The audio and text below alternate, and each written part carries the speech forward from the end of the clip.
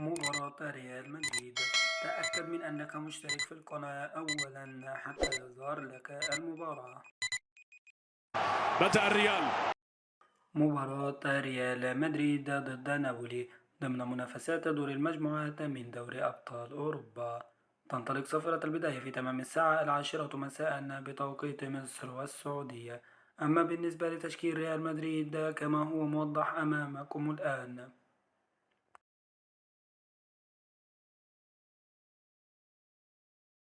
أما التشكيل المتوقع لنابولي كما هو موضح أمامكم الآن.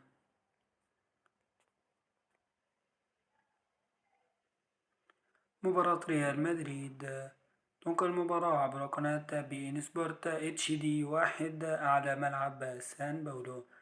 شكرا لكم والسلام عليكم ورحمة الله تعالى وبركاته.